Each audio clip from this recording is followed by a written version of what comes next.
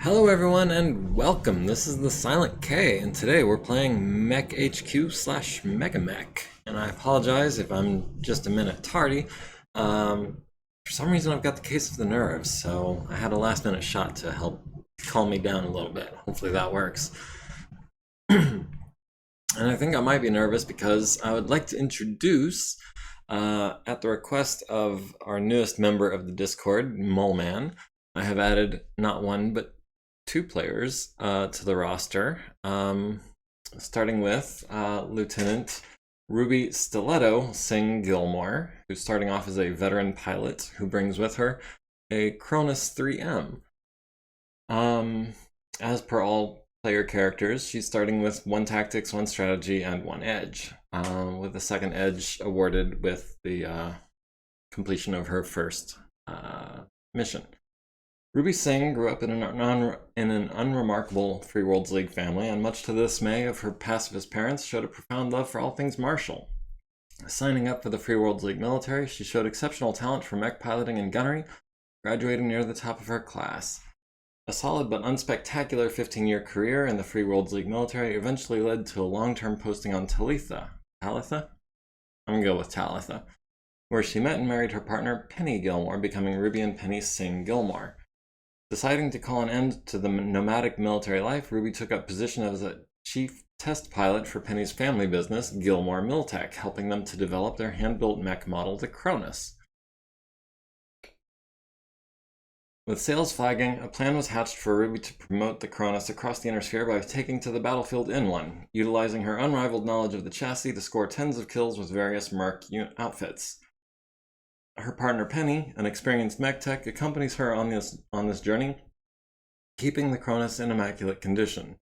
Market analysis suggests the greatest untapped market for the Cronus lies on the perpetually warring Lyran-Kiritan border, and so when searching for her next mercenary outfit to join, the Challenger Deep was a solid match. For some reason, I'm not getting... Okay, here's chat. Hello, Varank. More people to hide behind. And crucially, Penny Singh Gilmore, I decided to start off as a veteran Mech Tech because I didn't think it was unfair at this point, and she was described in the bio as being an experienced Mech Tech. And here, what is it, June 18th is the end of this contract. So we've got maybe 2 more missions before we're going to go on a hiring spree. So I figured, at that point we would probably pick up several veteran and maybe even elite Mech Techs. So I thought adding 1 veteran was not outside the bounds of fairness. And I like that they are, a married couple.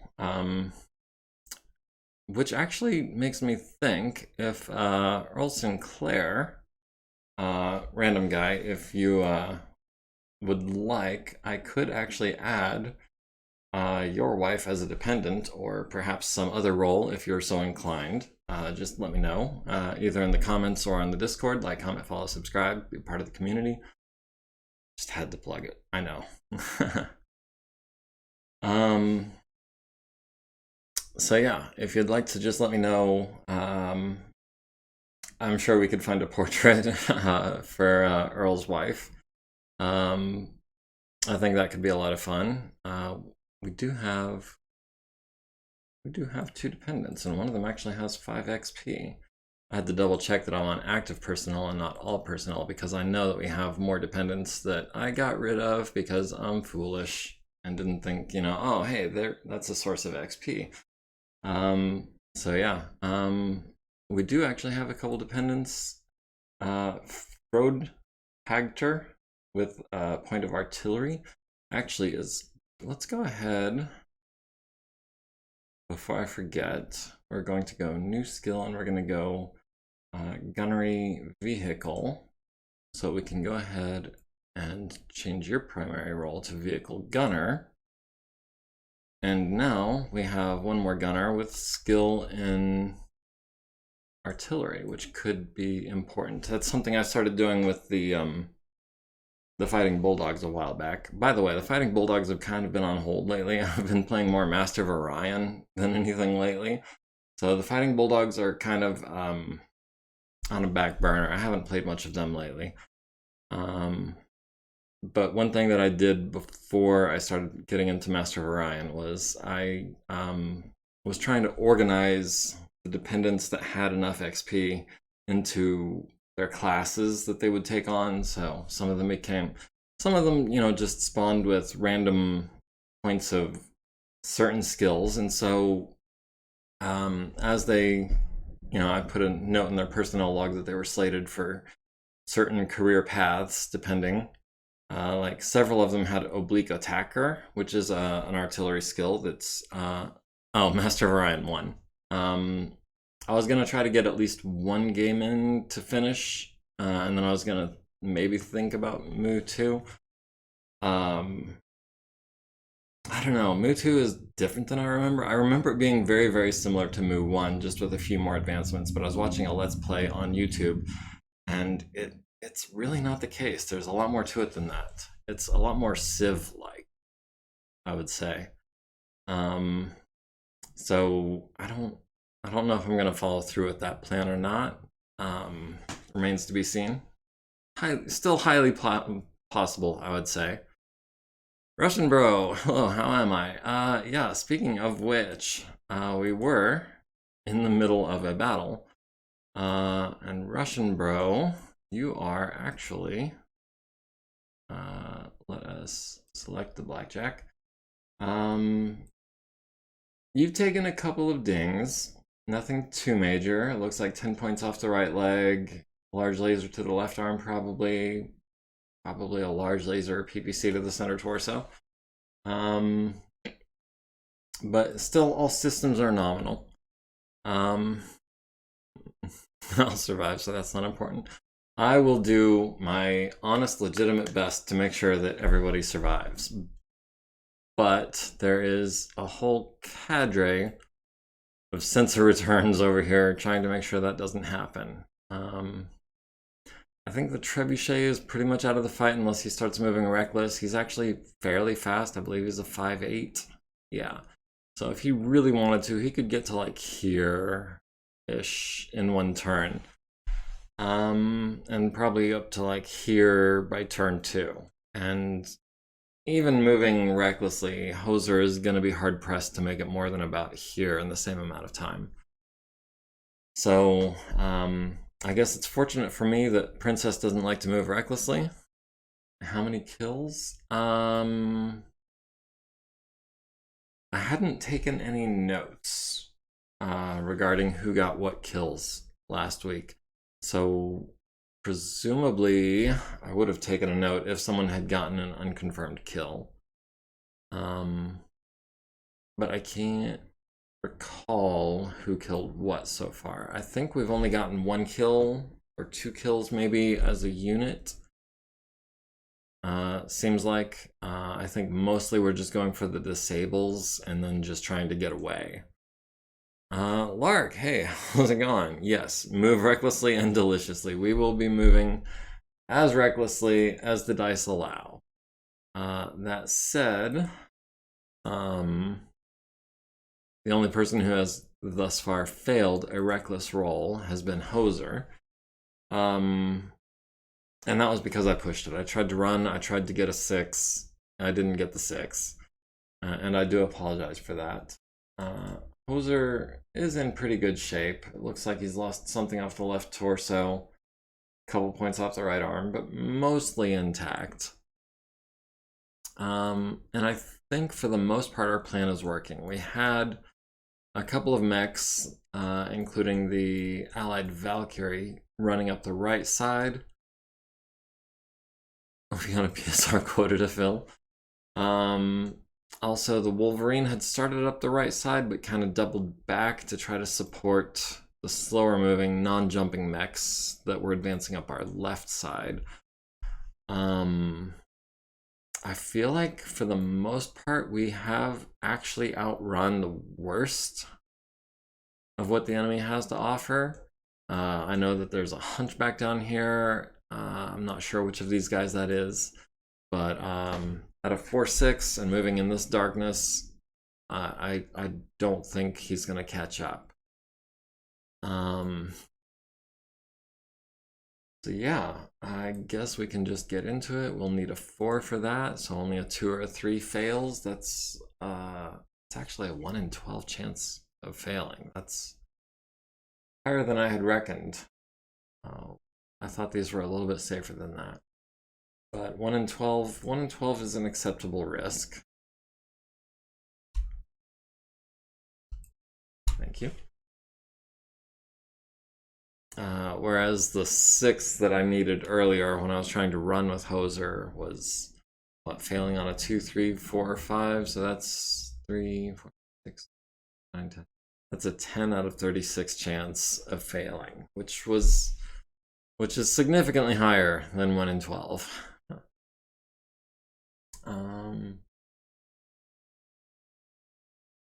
Let's see, I don't remember what this sensor return is.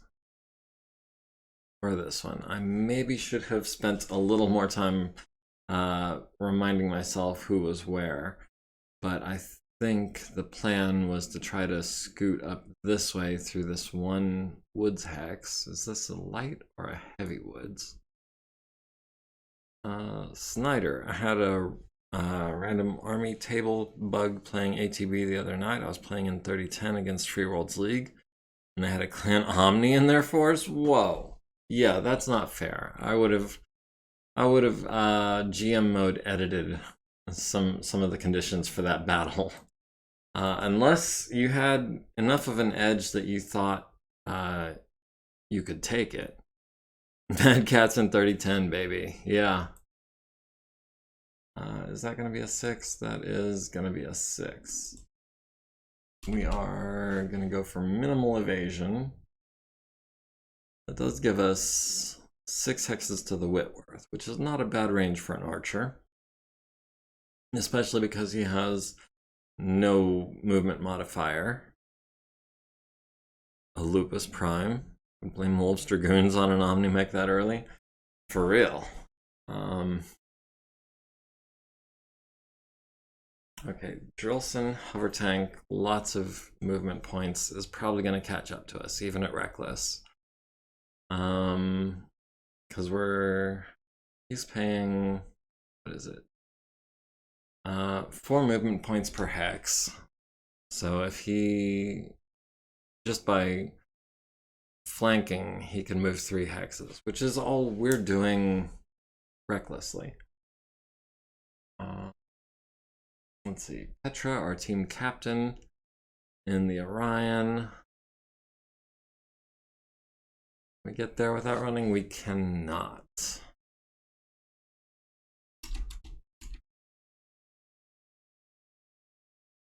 We can get there. Or there. Next turn, we wouldn't. 1, 3. It's not looking great. Hey, weird question out of the blue. What is your favorite light medium mech if you could field anything? There are some really good medium mechs, even in 3025. There are some really good light mechs. You've left the door open to a very broad range. That's like half the mechs published. I would say probably my favorite light mech to field, especially in a campaign setting, is a Jenner, is it the 7F? That replaces the missiles with more armor. Favorite medium. Stock. I like the Wolverine. I consider it to be a superior version of the Shadowhawk. The Cronus is actually really good. It's kind of like the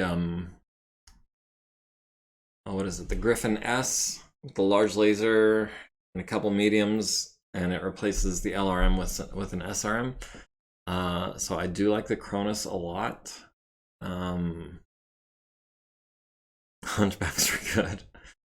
Undeniably, cannot argue that Hunchbacks are good. They do have a specific role, and they perform exceedingly well in that role. Outside of that role, they do have some pretty massive flaws. The weak back armor being one of them. A medium laser to the back of that left torso, and the whole thing could just boom.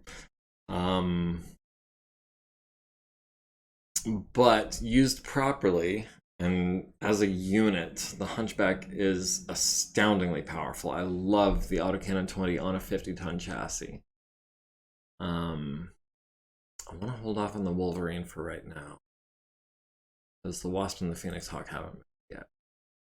To be fair, both the Shadowhawk and Wolverine are based off duogram mechs. The Shadowhawk is the duogram.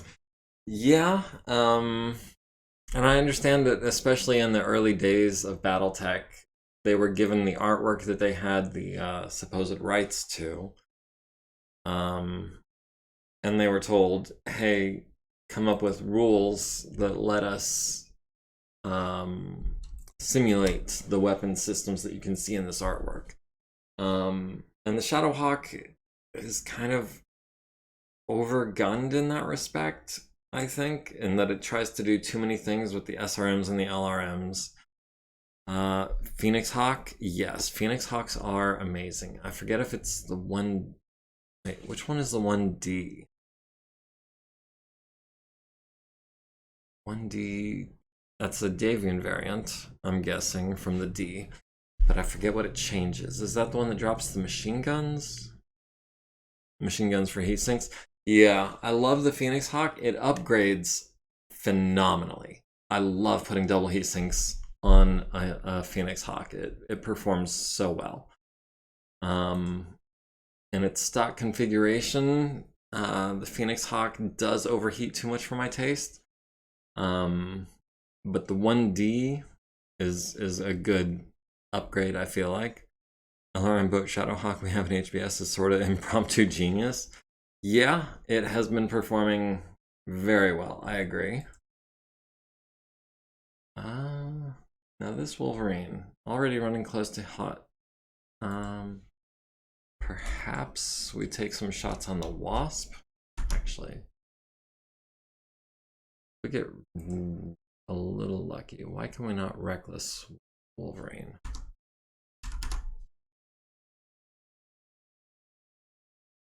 Oh, because we're still on jump mode even after I hit escape. We want walk mode. Let's just see how far we can get recklessly with the Wolverine. The Wolverine has no quirks because I miscalculated something somewhere at some point. So I left something out.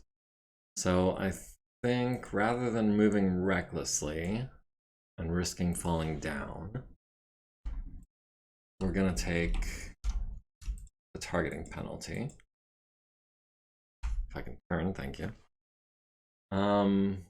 Yeah, the Shadowhawk with the LRMs, I think is a good combination. Okay, so Wasp 1A, ID 47. Maybe I should look to see who killed that. It's 48, 47. Okay, and for some reason it's including the portraits, which I actually don't prefer.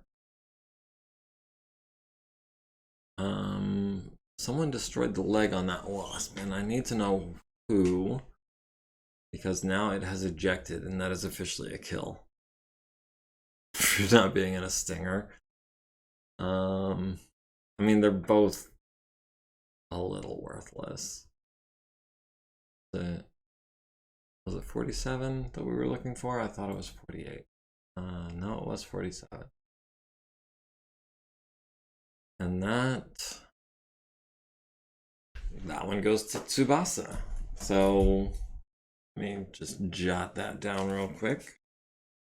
Not on that page. Yeah, there we go. And let me do it in pencil because I use both sides of this paper. Wasp 1A goes to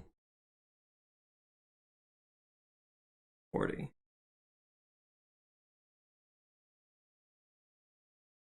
I like having the unit ID numbers. It just makes it so much simpler to make notes of things. You just 47-40, you know who got that kill. A little worthless. I don't see you in a Stinger, but you drive a car to work.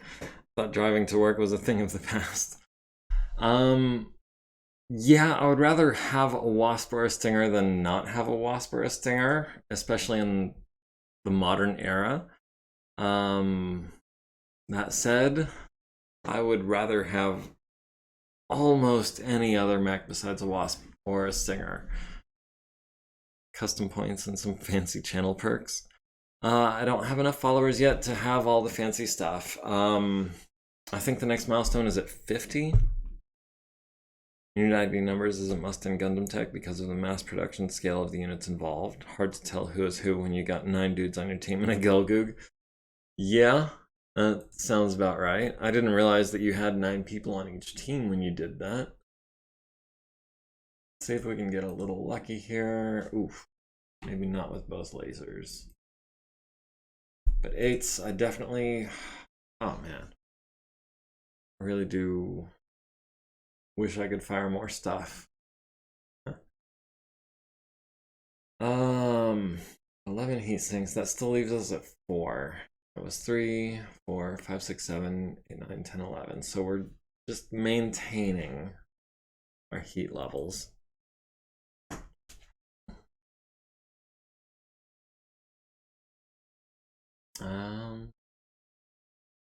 Throw a random number up. Gundam Tech matches are typically 1 to 3 teams per match per side, 1 to 3 or 5 mobile suits per team unless shots have not been filled.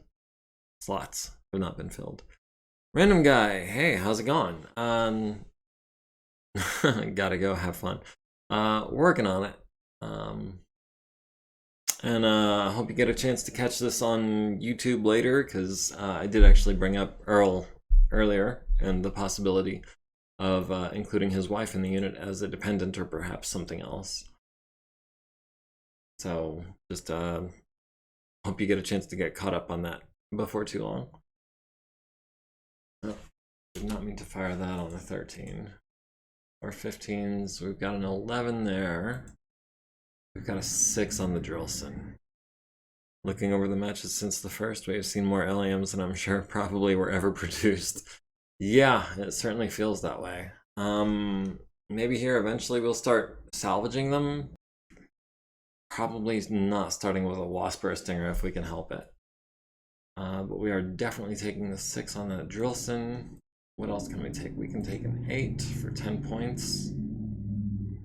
We'll take one of the 10s, the 6, and the other 10. Champion LAM. Yeah, that thing already looks like it has wings. I think that would be a good LAM conversion. Oh, what am I doing? Starting with the big guns. And this Wolverine has not been damaged. So we're probably going to try to punch him in the head while we fire some PPCs at a Whitworth. 1 heat? Yeah, 1 heat. Yeah, the champion would be a great LAM, visually if nothing else.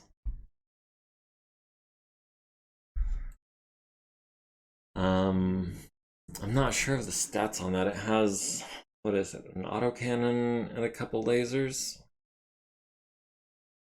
LAM is a thing. It's got art and lore, but I don't think a record sheet because of its illegal design. But it does exist lore-wise. It never exceeded prototyping, however. Alright, Frank, we will see you in a little while when you get back. Yeah, well, it's still light out. So yeah, hopefully you get to catch the end of this mission, or if not, we might be starting the next mission, which is hopefully going to be the last mission of this contract. It feels like the end of this contract has been within spitting distance for so long already. But I guess that is the price of playing for 2 hours a week.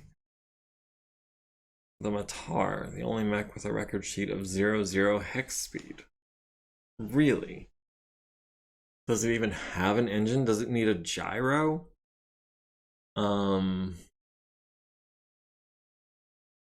That makes me want to do some research. A 0 speed. That seems frankly ridiculous, and also, why would it not just be a turret? You could get the same amount of guns and stuff in a turret, I'm sure. Unless it's... How many tons is the Matar? I'm curious. I want to know. We're not going up to 5 heat. Not... Well... We can do... 2 heat. For potentially 20 damage on the second LRM rack. We'll see if that pays off. Plus 12. Jeez. Pitch black, jumped, target jumped. Light woods. Wow. That is absolutely terrible shot. That is effectively just as bad. A super heavy 110 tons with, what, 0 engine? Made during the Amaris Civil War, believe it or not. Oh, like how, I love the parallel between the Amaris Civil War, because I understand that Amaris himself was kind of a dictator and a little bit crazy. And he had big plans with big mechs and big everything in the way of a certain German leader. 110 tons sounds about right. It was a failure of design when it was built and never worked. The guy who built it was executed. The Matar was destroyed in what I imagine was a one-sided slog when the SLDF rammed Terra. Interesting. I'm a little fuzzy on my history. I don't know the ins and outs of the Amaris Civil War. I just know bits and pieces. But yeah, I have to wonder, like, I want to see the record sheet for that thing. It seems implausible and unlikely and unworkable, to be honest. Plans used the blueprints from the Matar to make the Stone Rhino. No kidding. Well, that's... okay. Stone Rhino, iconic mech. I mean, I would say it's almost right up there with, like, the Marauder, and why wouldn't it be? Because, you know, it's another one of the borrowed / stolen designs from other franchises. Whole lot of missing going on. The Orion did hit the Drillson in the front with 4 LRMs. Hoser hits the Whitworth with all 3 PPCs, 2 of them to the right leg, going internal and leaving it with 1 structure. The third hitting the left arm, leaving it with 2 armor. Large laser missing on a 10. Looking off Sarna, used a 220 standard, 2 large pulse lasers, 2 Gauss, ER large lasers, medium pulse, 2 flamers, and a Guardian ECM. If it had a 220 rated engine, wouldn't its movement be 2-3? I would think. I mean, I understand at the time it was created, real world created, not in-game created. I feel like at the time there might not have been rules for a super heavy mech, and so they were just like, well, let's throw an engine in it, but it's actually technically too big, so it won't move. But I feel like since then the rules have been updated to allow super heavy mechs. Excuse me. So I would expect a 220 engine to move at 2-3. So I'm not super familiar with the rules for super heavy mechs. I just know that they exist mainly. But that's interesting. The Sarna, the Stone Rhino. Based on an Amaris design. Did not know that. Archer dealing 5 more damage to that Drillson's damaged front. Whitworth missing on 12s. Drillson landing 6 LRMs on the Orion to the center torso and left arm. And the Whitworth needs a piloting check, because apparently he 20 points of damage.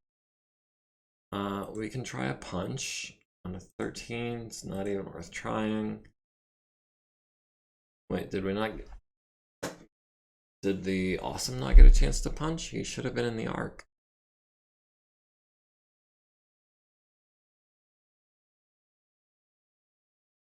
What do we got here? We've got the Wolverine still at 4 heat, riding that curve. We've got the Whitworth at 8 heat. He's going to be suffering a targeting penalty next round. Everyone else is running relatively cool. And actually, the Stone Rhino is a weird state.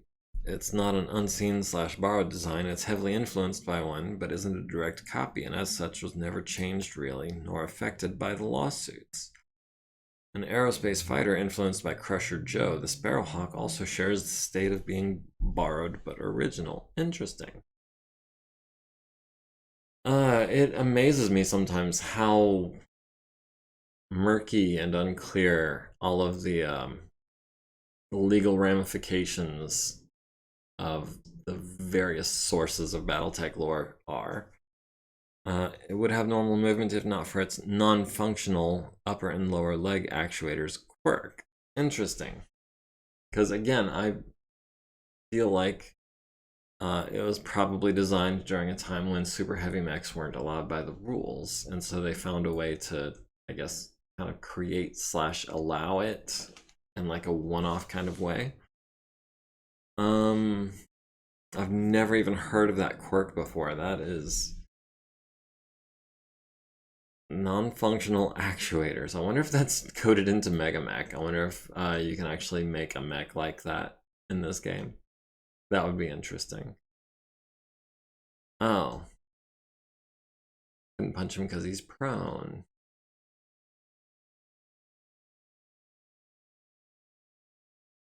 Alright,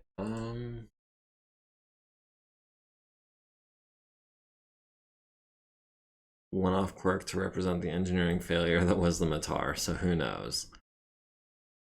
Yeah, that's about what I had figured. That it was kind of like developed during the very, very early days of the super heavy mechs. We didn't fall down, did we? No, okay.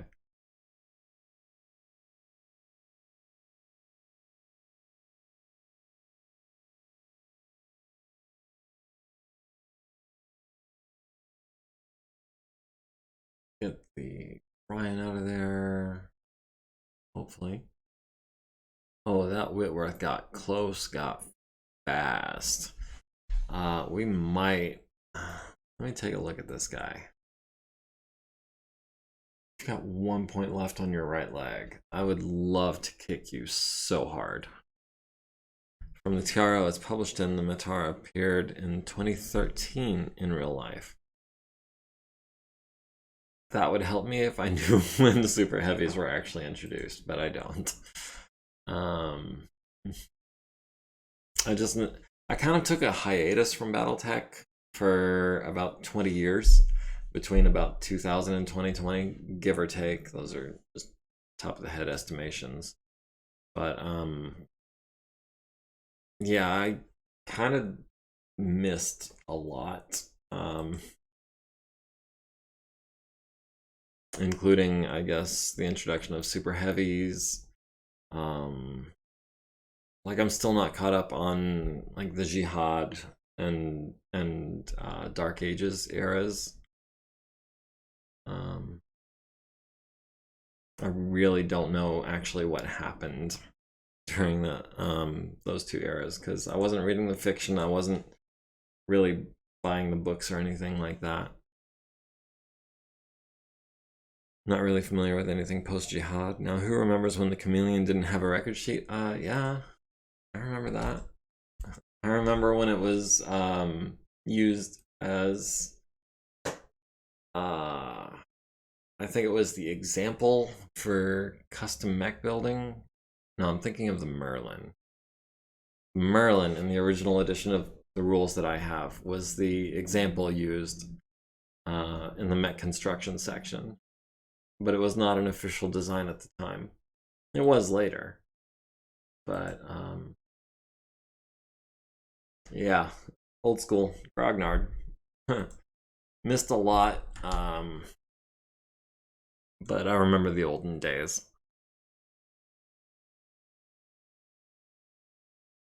Alright, so it comes down to our two jump capable mechs.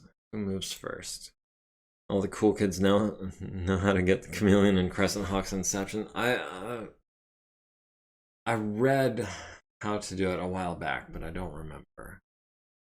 It's something about getting to a certain point in a specific mission, and I think going outside the bounds. I love how they worked the Merlin into official lore by making it the first new mech design in 100 years. I was not aware of that, actually. I'm actually surprised that there was a 100-year period where no new mechs were introduced. Because it seems like there were mechs introduced every decade or so, at least for most of the history that I'm aware of. Alright, let's get eyes on this LAM. No, that was the pilot. Dang. Alright, Wolverine, you have no one close enough to see. Variants, but actual new designs. Strange how large that game is for a game that only has like 5 or 6 mechs you can play. How large? Like gameplay wise, or how large like hardware wise? But even like the Cronus was introduced in 30, 40 something. I don't know. I'm sure length of the game. Okay, yeah. Yeah, well, I mean, if you draw it out sufficiently, you can make 5 to 6 mechs into a full campaign. I can absolutely see that.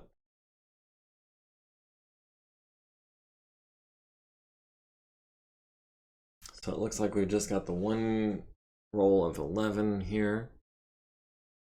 Okay, I really want to hit this Whitworth in the leg with something, whether it be a laser or a kick.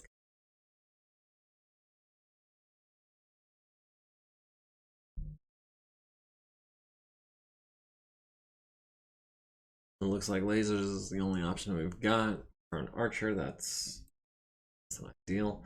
And again, I'm forgetting that we need to be starting with our big guns. We've got 6s on the Phoenix Hawk. Oh, we're gonna obliterate him. 6s and 10s for 2 heat. Doing it. Like in Inception, you can get the urban mech. However, it's something absurd like going into the arena and salvaging it from an encounter with it, which is like a 1 in 85 chance or something like that. That seems like a lot of work for something that's basically just a meme.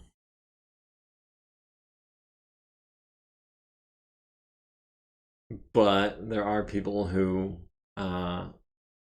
like me, who like to collect all the things. And so that seems like something, once I had beaten the game a couple of times, I'd probably be like, all right, let's see if we can get an urban mech. Absolutely something I would do. The last game I remember doing that specifically with was Symphony of the Night. Had a cleared save with the luck mode cheat, where I was trying to get the complete inventory with all of the non-unique items maxed out at 99. I came kind of close at one point. That was a while ago, and I don't have that save anymore. But yeah, I'm definitely a collector when it comes to video games. Phoenix Hawk landing a machine gun on the archer to the left torso. The Awesome taking, looks like, air to ground fire to the left torso, rear, and the left arm. Jump platoon firing at the archer, hitting for 7 damage to the right leg, left torso, and left arm. Archer missing all 4 of his lasers on 9s, which is unfortunate. I was hoping at least one of them would hit. And I knew that hitting the leg would be extremely lucky, but I had to take the shot. You know I did. The Whitworth firing and hitting the archer twice to the right arm and left leg. That left leg down to 4 armor. Cannot take another hit like that. Hoser hitting this Phoenix Hawk in the center torso twice, knocking it from 23 armor to 3 armor. So he is suddenly in a pretty precarious situation. The Wasp LAM hitting the archer. No, missing the archer. The archer is taking air to ground fire to the right torso and left leg, going internal on the leg, but not quite getting the crit. Got a 7, needed an 8. Oh, and then the Drillson comes and follows up with a large laser to the left leg, critting the upper leg. So that's gonna be, let's see, 8, 9, 10, 19. I don't know if the archer's gonna need to make 2 rolls or not. I don't remember if he took any other damage this turn. The Drillson also hitting, oh, yeah, with 3 SRMs to the center torso, left torso, and center torso. So that is going to be 2 at a difficulty of 9. Makes the first one, fails the second one, taking 5, 7 to the left leg, which transfers into the left torso rear. So the Mark III Archer is now prone and probably will not be getting up. Wyvern does manage to avoid taking damage, though, which is fortunate. And then the Phoenix Hawk, which took 20 points of damage, needs a 7, gets a 7, so just barely stays standing. Phoenix Hawk kicks the Archer. Archer does not get to kick the Whitworth because he is prone. Whitworth also kicking the Archer, both of them in the left arm, dropping the armor down to 1. So can we put him in forced withdrawal now? Can we stop beating on him? The Phoenix Hawk from the Free Worlds League is now at 9 heat. The Whitworth is now at 10. So they're both suffering movement and targeting penalties. On our side, the Awesome is at 2 heat. Everyone else is rolling pretty chill. And we have finally lost the initiative.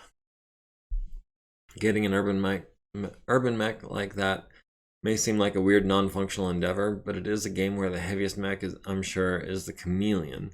Most of the game is Locusts, Wasps, and Commandos. Okay, so that autocannon 10 is a really big stick when you're fighting against Commandos and Locusts, provided you can hit with it, of course. And I actually don't know how similar Crescent Hawk is to Tabletop. I understand it's real-time, but I never actually played it myself. It's on my to-do list. But honestly, I'm a little worried that there's going to be that learning curve like I've been experiencing with HBS, where I don't know how to play.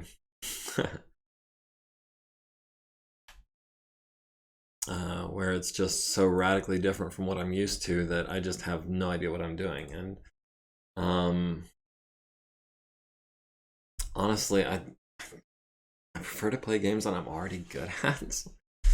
I mean, I intend to branch out, but for right now, I have a lot on my plate just trying to get through old games that I haven't played in like 20 years. And then once I've spent some time on that, I'll definitely spend some time playing games from 20 years ago that I didn't play at the time. But that might be a ways off.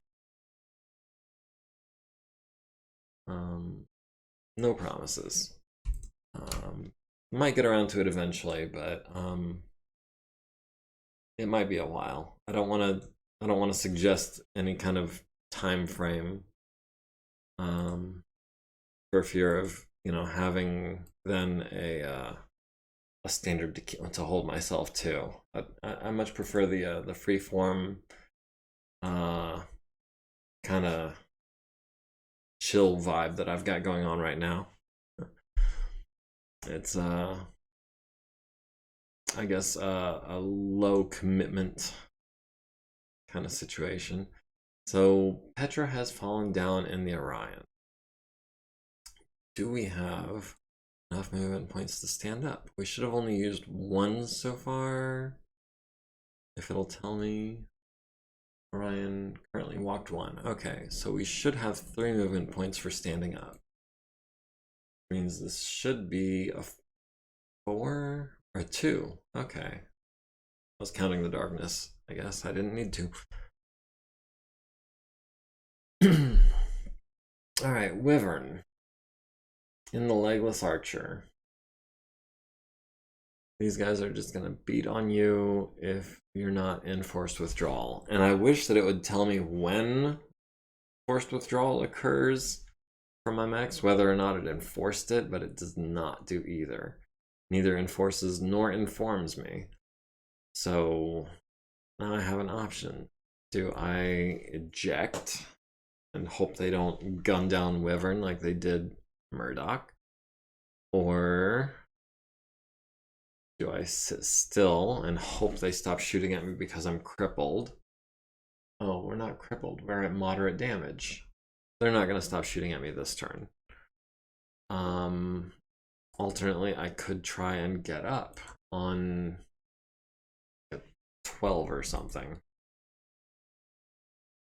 11, yeah. Because the pitch black does add 2 to this roll, but apparently not the other one. So getting up is basically not an option. Standing still is less than desirable, because sitting target, prone, adjacent, even in the darkness, they're going to have like 4s and 5s to hit me. It's still mostly intact. But I don't think, because when you're prone, you have, I believe, a +2 penalty to all of your shots for firing when prone. And I would only be able to fire 3 of the lasers. So I'm thinking it might be turn. I don't like giving up the chances of having a comeback from this mech. And since we don't control the battlefield, I don't even know if we would get the mech back at all. Or we could just sit there and let them beat on us until I'm crippled, which would probably be a side torso distraction, which could come with an ammo explosion. At the very least, if they breach the left torso, there is a chance that I'm taking 20 points of damage just from the ammo explosion. Oh, this is so far from ideal. This is not great. Back to that.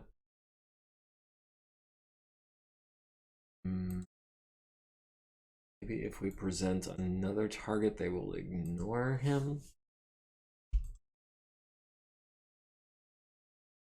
Alright, we've lost the initiative, so they're definitely getting the last move. Valkyrie, yeah, you're too valuable. I'm not trying to risk you.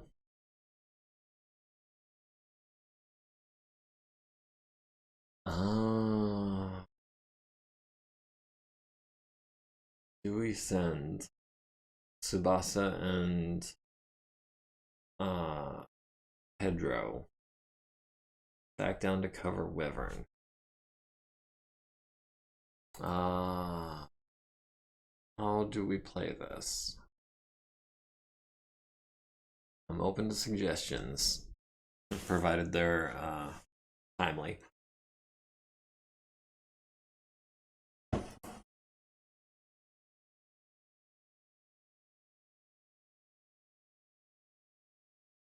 What do we do with Wyvern? I'm feeling... if we eject, we don't get to keep the mech unless we can force their withdrawal.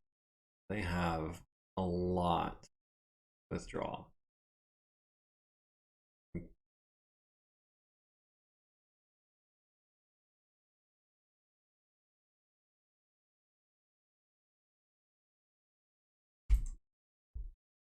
We get up, we're even more of a target.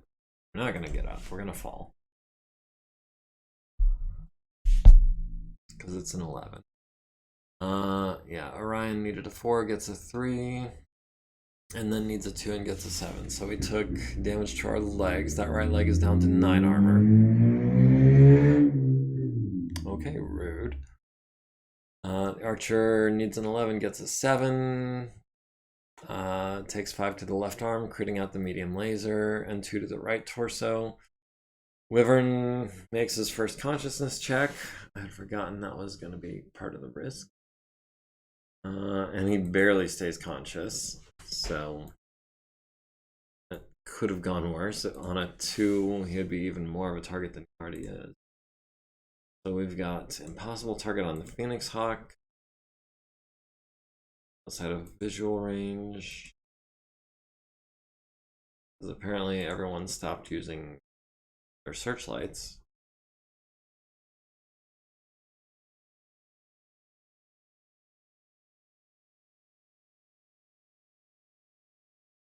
Petra at the Phoenix Hawk, that's going to be, what, through 2 woods and into a 3rd. Also, outside of visual range. Guess we'll take a shot on the 10s. And the 9. Almost out of LRMs, too. Still got plenty of SRMs. Maybe I should use them instead. It's not more likely to hit, but it is less heat. And lucky is lucky. We'll save the LRMs for when they can perhaps do more good. Wilson, that's going to be a 13. Wasp is probably also going to be an impossible shot. 16.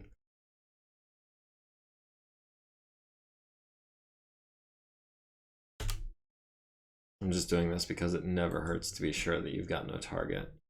I always prefer to check all possible targets before I give up.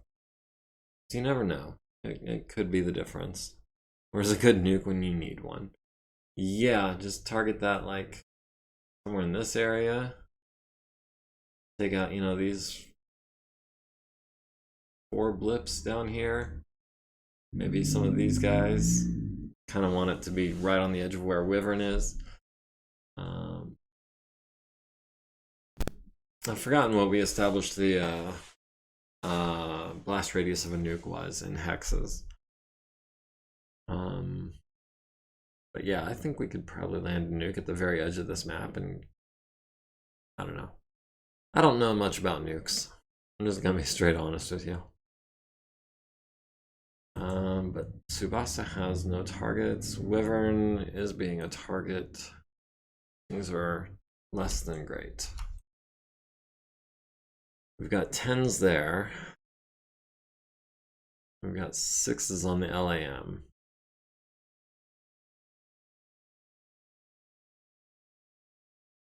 We'll take the 6, but I think everyone else is going to be invisible to us. Well, maybe we can leg him or something. Alright, Orion missing the Wasp on 10s. Kind of knew that was going to happen. The Wasp hitting the Archer. 2 SRMs. Archer taking 5 additional damage from air fire to the right arm. Down to 3 armor there. Archer missing. Phoenix Hawk missing. Wolverine on the Archer to the left arm, critting the lower arm. So that left arm is kind of just dangling there now. Awesome. Hits the Wasp in the right arm with a PPC. Down to 1 structure there. The Drillson on the Archer to the center torso with a large laser, down to 16 armor, and no one was at risk of falling down. I just saw a whole bunch of smoke billowing up. The Phoenix Hawk is still at 9 heat, so he's taking targeting penalties. And I guess no one is unconscious to wake up yet. Going into round 21, we diced off for initiative. We ended up winning. We're down to 64%, they're down to 68%. You know, if we end up below 50%, we're just going to fail the mission. 50% represents really heavy losses, though. I don't want to do that if I can avoid it. Start with old slow and steady over here.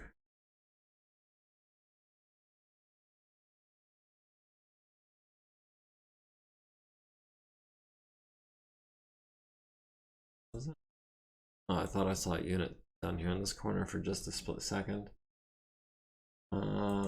Wyvern.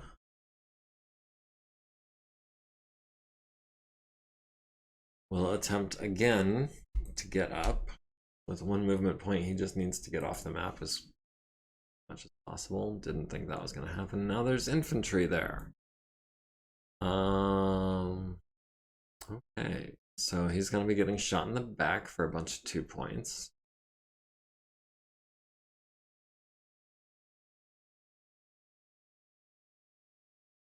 Need to get over there and reinforce him as much as possible.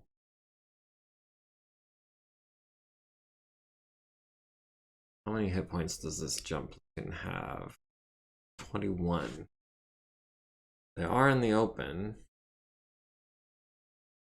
So effectively they have 10.5 hit points.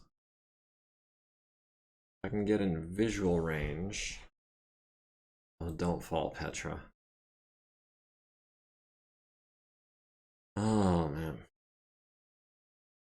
And the Blackjack has a perfect backshot on this Wasp. Target movement modifier of 3, but if we stand still, we would just need 10s, I think. It's 5, 6, 7 for darkness. 6, 7, 8 for darkness. 9, 10, 11s. Natural gunnery, right? Thank you for reminding me. Even still, 10s and 11s is long odds, even on 3 dice. We'll take it. Archer falls, takes 5 to the right arm, transfers into the rear. Needs a 5 to stay conscious.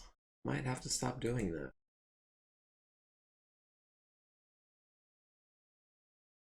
Wolverine needing... and that should be 13s, because 16 minus 3. Alternately, that'll be 14s over here, it looks like. Yeah, the Wolverine has no targets this turn. Oh, 6s on the Hermes versus 10s on... Maybe backing up was not the right move. Pulling back. That's just a searchlight. Petra's gonna be a target. And it looks like Wyvern is gonna be illuminated too, probably. It's right on the edge, so I'm not positive. But yeah, we'll take some shots at this Hermes. Not a back shot, which is where he's damaged, but it is a 6, so that's a 5. That is really tempting. I want to save my ammo, but is this the moment I'm saving it for? I think so. Yeah, we'll take an almost guaranteed shot with a 5. Wyvern, I doubt you have a target. That's 15s. That's gonna be what, 13s? 14s. Alright. Well, the best I guess we can hope for is to be crippled this turn without losing the whole mech. I really don't like the situation we're in. Tsubasa needing 12s on the Wasp. Yeah, even with the gunnery proficiency, that's extremely long odds. Versus 12s on this Wasp. Look on the bright side, kid. You get to keep all the money. That was MechWarrior 2 Mercenaries, right? Or was it MechWarrior 3 Mercenaries? I'm thinking it was 2.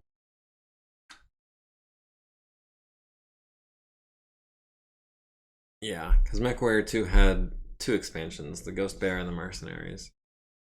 Well, I guess since our options are a single 12 on LAM versus multiple 12s on this guy, we will take multiple 12s. And you know what? Actually, for 2 heat, since we stood still, I mean, I feel like we don't have much to lose there. The 7. I don't think we're going to have any other targets. The Locust is not in our front arc. So it's a 7 or a 12 or a 7 on the Hermes. What I'm getting from this report is that we forego the heavy mechs in favor of numerous lances of flooding wasps. If you feel like losing half your mechs every engagement, maybe. Wasp or the Hermes? They're both 7s.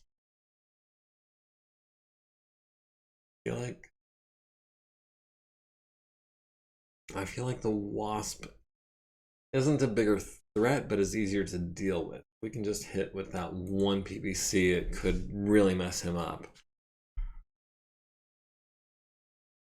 The Wasp missing, the Hermes missing, the Orion hitting the Hermes in the right torso with the big gun, critting on the right torso, transferring to the center torso into the gyro. Nice. 2 medium lasers to the left leg, one of which penetrates and crits on the lower leg. That's a light mech I like. The Hermes is technically a medium mech. I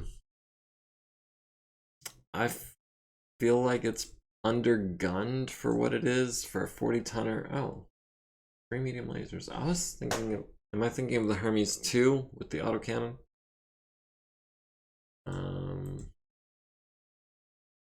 711. The Hermes 2 is a 6.9, isn't it? So they slowed it down to fit an autocannon on it. Yeah, I'd say I probably like the Hermes 1 better. I'm a big fan of those lasers. 40 tons is basically heavy light scout territory. Undeniably, but that doesn't necessarily make it a light mech. Oh, and the LRM hits the head, makes him black out, and destroys the left leg. So that LRM 10 for the extra point. Head hit, blackout, leg destroyed. All with 1 weapon. Very nice. And that was Petra did that.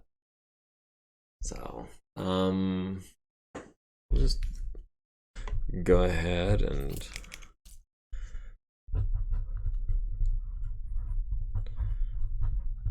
just pencil that in real quick. Wolverine missing the awesome, Orion taking a couple of 5-point clusters to the left arm and left torso. Wasp LAM missing the Orion with all of his weapons. The Blackjack hitting the Wasp on a 12. Very nice. Way to roll Tsubasa. Hitting it in the right torso rear, destroying it and blowing off the right arm. And transferring into the center torso rear.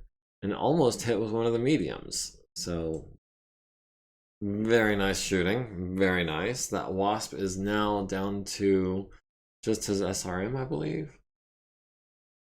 Yeah, he's down to an SRM 2. And he's probably going to be in withdrawal after this. So, no longer a threat. If we, well, yeah. 54, also Tsubasa. Awesome. Does manage to score a hit on the Wasp LAM in pretty much the only location that could have survived that PPC, the center torso with 2 armor remaining. Hermes automatically falls, pilot unconscious, leg destroyed, takes 3 damage to the left torso, and takes his second hit, which couldn't avoid because, you know, unconscious and all. Double punches on 12s. Sure, we'll take that. Only option is a kick. That's on an 8. Oh, 8 is not great odds, but if we can leg that Wasp. We did leg the Wasp. So that is, yes, 54 definitely going to Tsubasa. Wolverine missing the Awesome with a pair of punches. Wolverine missing the Wasp with a pair of punches. Getting the kick on the left leg, destroying it, knocking it down. Takes 2 to the center torso, going critical on nothing. Needs a 9 to avoid damage and a 3 to stay conscious. Sorry, I keep looking into something else. How's my performance so far? Well, this wasp, number 54, you just shot him in the back with a large laser on a 12, destroying his right torso and knocking out his medium laser. And then you kicked him on an 8, destroying his leg and disabling him basically entirely. Swatting wasps. Yeah, that's a good way of putting it.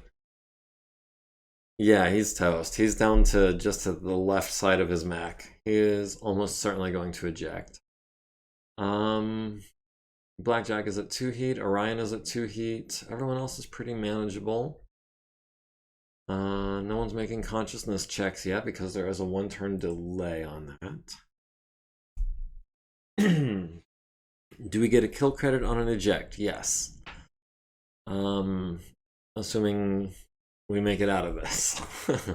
Yes. If you force someone to eject, if it's listable as a kill at the end of the match, then I will definitely assign that to you. Sadly, if it's not listed as a potential kill, I don't know if there's any way to change that. So I'm kind of dependent on the game to allow me to assign the kill.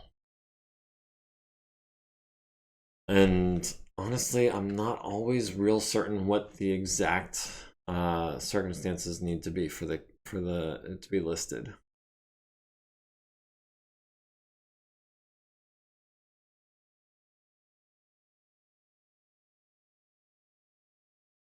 Actually, try and do a turn, shall we? I kind of want to get that Wolverine face to face. I want to at least be able to punch him or something. Also, curiously, I don't remember Wyvern taking fire from this jump platoon. I don't know what happened there. Are we crippled now? Yeah, we're crippled now. Okay, that's good. Maybe they'll stop shooting at us. The requirement is Megamek very well feels like it. That is kind of what it feels like sometimes.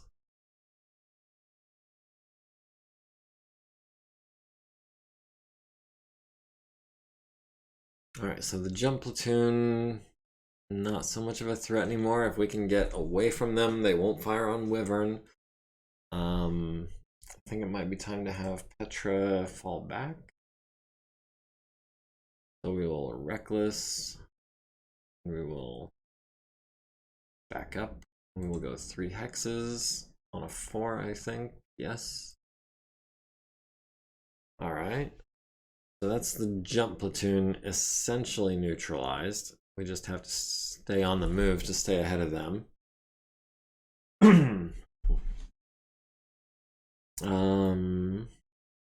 So there's still a Phoenix Hawk around here somewhere. Who else can we? Yeah, you're just gonna sit there and wait for the end of the mission.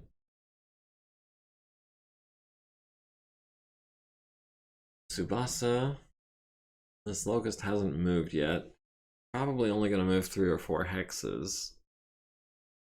The piloting of 5, I don't see him necessarily going reckless lightly.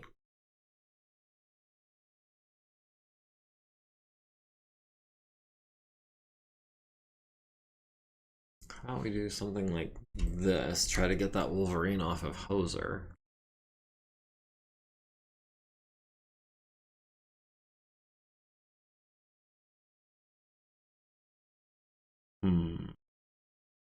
Oh, this Phoenix Hawk is right up in our face. So is the Drillson. If we do something like that, we can hedge our bets with 2 targets. The dudes who manufacture the Locust and the Wasp must be loaded. Yeah. Undoubtedly. Those are like the most common mechs ever. Wasp 54 ejected. Orion makes their check. Alright. The only bad thing about them ejecting is they can still use the pilot as an initiative sync, which kind of stinks. So we've got 12s and should be 9s on the Drillson, but maybe we can disable it. And since we spent the last couple turns cooling off, we can just unload everything.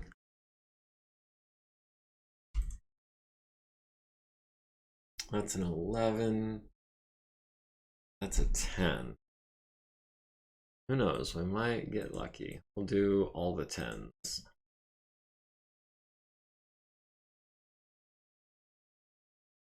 Wyvern, you better not take a shot at anyone or you will be a target again. Tsubasa. 17s on the Wolverine, 16s. That is all just ugly. So you're taking a cooldown turn. Poser on 12s or 11s. Take some 11s and likewise spend a turn cooling down a bit. And probably there will be a bunch of misses this round. I don't see any hits yet. Oh, the Drillson hits the Wolverine with an SRM to the center torso. But other than that, it looks like nobody hit anything. Can we kick it? On a 6? Heck yes, we can kick it. We kicked it in the left side, costing it half of its movement points. The Phoenix Hawk kicks the our Wolverine in the right leg for the last of our armor. The Wasp LAM kicks the Orion in the left leg. Fortunately, no one falls down.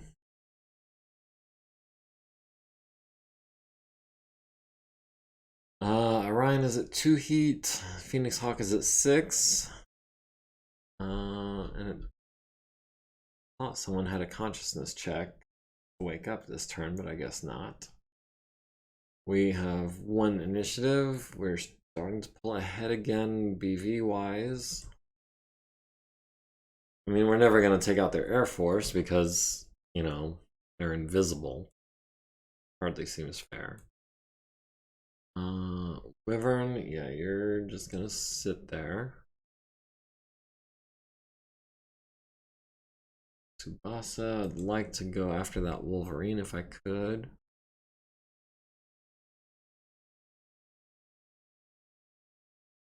Hoser trying to get some evasion. Is it worth it on a 4? I think so.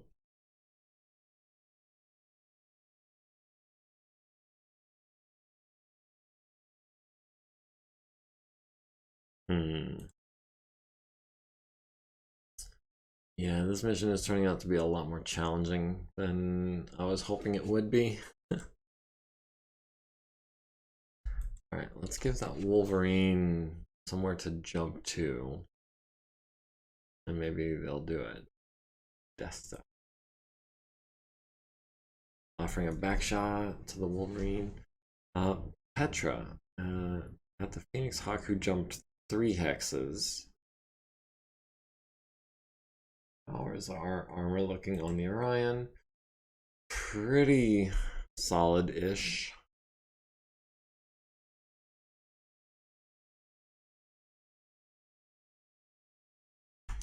Okay, I think we're gonna do a reckless backup into these woods.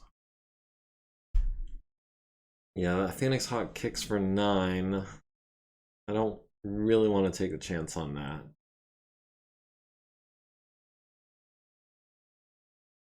And I don't like them being in woods when we're not.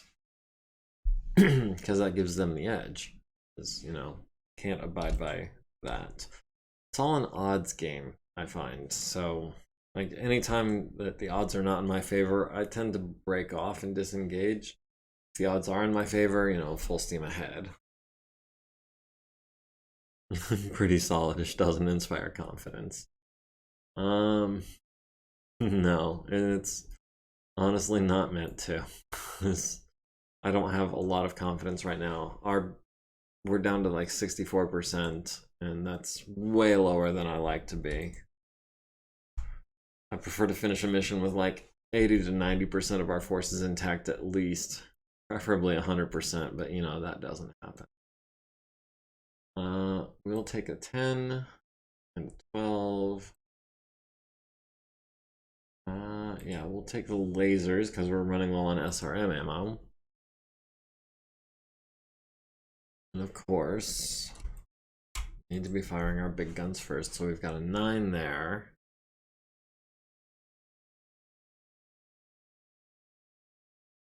Got a 12 there.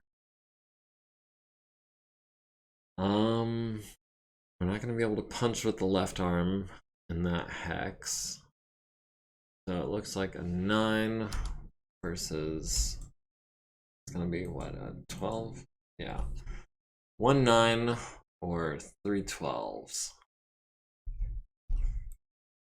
Or actually, that would be 3 12s and a 9 and 11. Oh, because of the specialization. Yeah, no, we'll take the single 9 over 3 12s and an 11.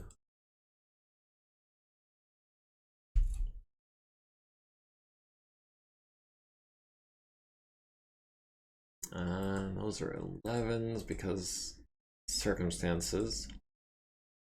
Build up a little bit of heat, try to get some kind of hit. We've got 10s with Tsubasa on the Wasp. We'll actually, we have established that we can fire everything and be all right. Oh, I saw something big. 10 easy. Yeah, Hoser just scored a 9. Rolled a hit on a 9 with a 9 to the center torso, leaving 2 structure remaining. That's the engine and the gyro. That might be the kill for Hoser, depending on how the rest of this phase turns out. But I think that mech is dead. One way or the other, it might have fallen. Bunch of misses, bunch more misses. The Wasp LAM missing.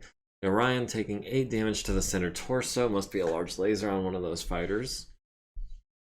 Medium laser. You did get him in the right torso rear, Russian bro. But unfortunately, and the right arm, transferring into the right torso rear, hitting the LRM ammo, destroyed by ejection. Nice.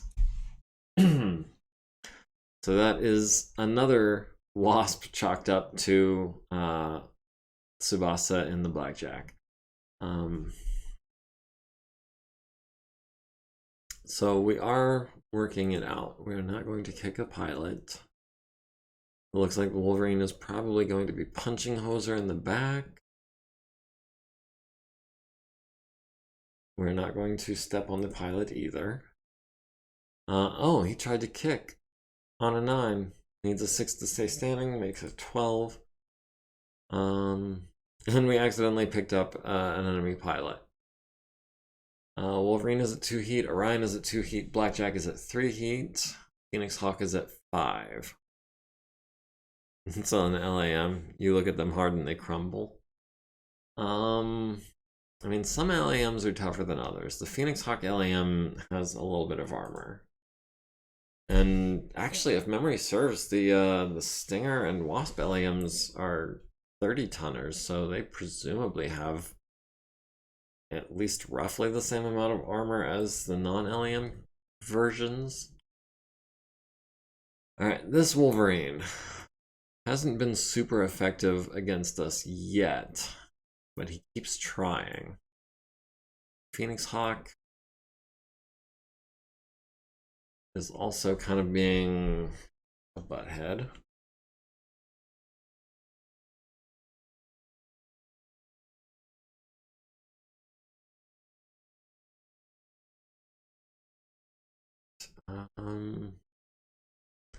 We hop into the, well, 5 column hits water, 6 column hits woods, some rough. We'll turn up into the 6 column, I think, because slow is better than risky. Alternately, the 8 column, that's a building. 7 column is slow and risky. Yeah, I think the 6 column is our best chance.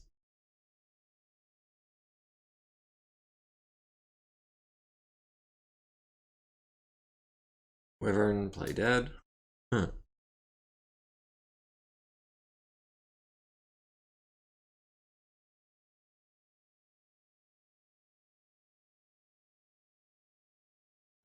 Alright, so I think Wolverine and the Phoenix Hawk are our next two big priorities. We can lure them into... Oh, and there's the Whitworth again.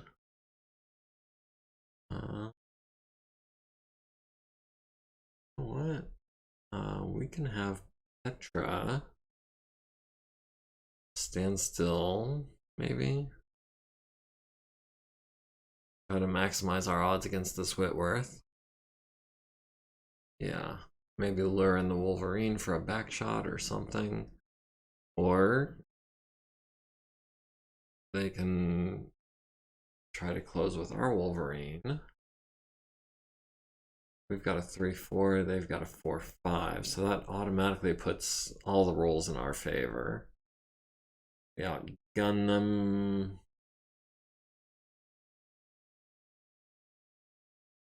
And at best, his target movement modifier is the same as his penalty. So it's a 13, but those will be 10s. We will take those. No, no, no, no, not falling for the bait. You're a jerk, Lark. Ooh, a 7 is super tempting. I know we stood still so that we could take shots on the Whitworth. This Locust. Oh, is the Trebuchet firing missiles or just Searchlight? Just a Searchlight, and that's from the Vedette, not even the Trebuchet. Oh, the Trebuchet hasn't fired yet. We're in woods. Oh, does that pass through those woods? Let me see something real quick. Let me check.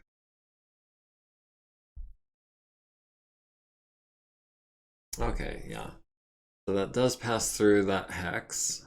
So that's 2 points worth of woods at a range of 14. That's medium range, so that's looking at 6s, 7s for his gunnery, 8, 9 for the woods. I think we'll be all right. Let's try and take out this Locust on 7s. Just a reference on not making fun of. Nope, nope, nope, nope.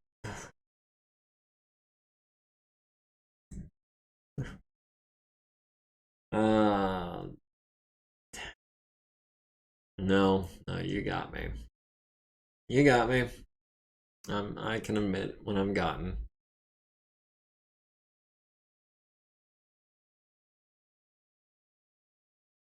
'15s, 16s, that's gonna be an 18. So Tsubasa has no targets this turn. Poser just has an 11 on the Wolverine. I mean, we'll take it, because the alternative is not taking it.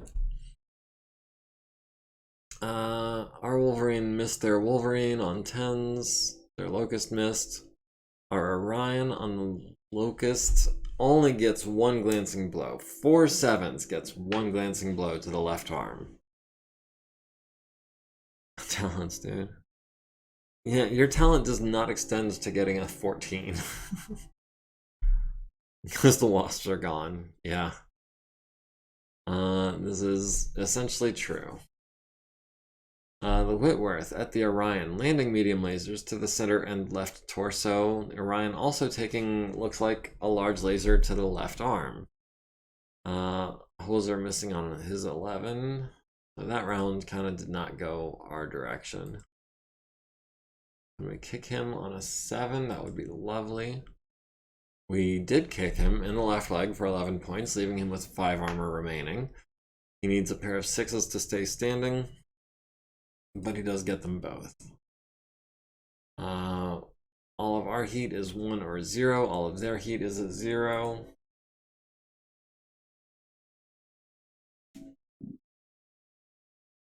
Alright, we have blasted the initiative out of them this turn. They're down to 50%, we're down to 60-ish. They still have 87% of their units remaining. That's... oof. All this fire, all this smoke. Wow.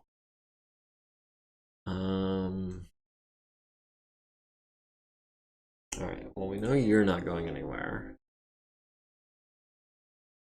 And I think what I want you to do is do a reckless...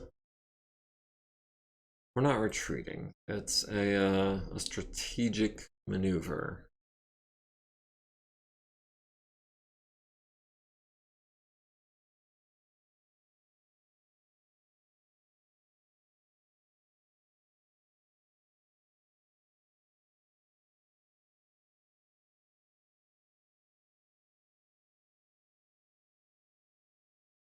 Alright, I don't think we're going to keep going reckless through the woods, because I think that's an additional modifier to the PSR, and also would still only be moving 1 hex at a walk. You,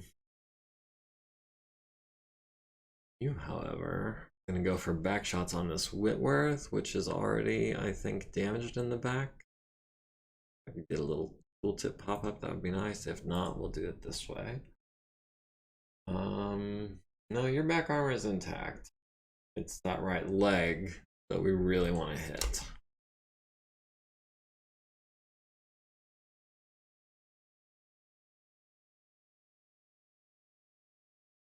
Range of 4 hexes, range of 3 hexes. Or we can get in here like this. Alternately, you can take some shots on this Phoenix Hawk and whoever these guys are. Probably infantry. But we're in heavy woods, so... Okay, well, a pilot is basically infantry, right?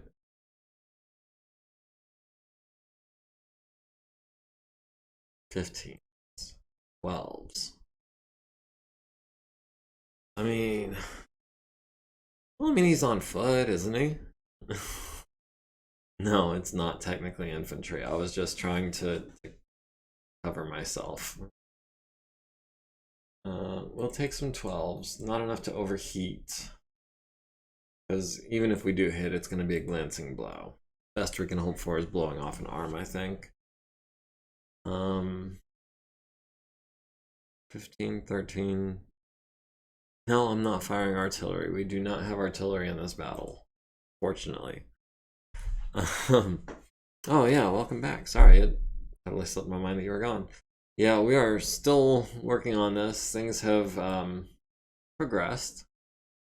You've made it as far as here. This Wolverine has been hounding you the entire way. We killed a couple more wasps.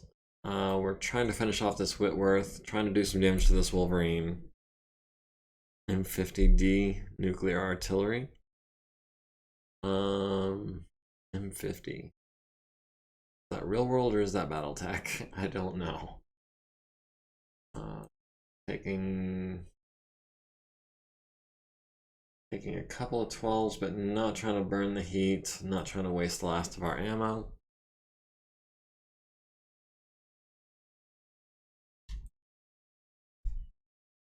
Tens, we've got 4 shots left with the autocannon. Man, this battle is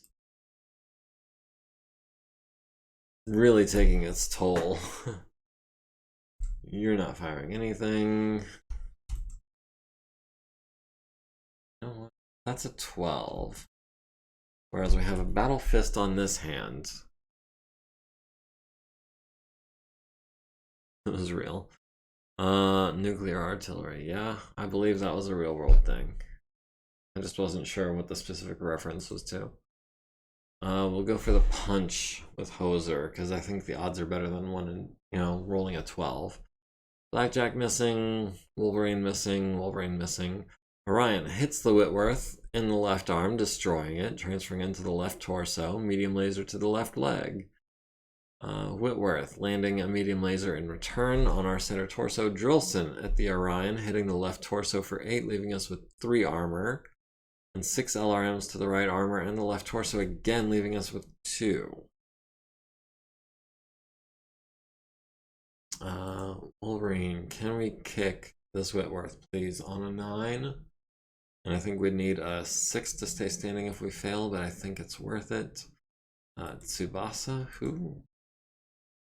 Oh, no, you're not going to kick the pilot. Didn't see any shots from the awesome? No. Barely seen Whitworth's like ever. Are they any good? They're okay. I find them to be slow and under armored. And this is what we were saving the awesome for. He had a 12 with the PPC, or it's going to be a 9 for the punch. And he rolled an 8, so that would have been a miss either way.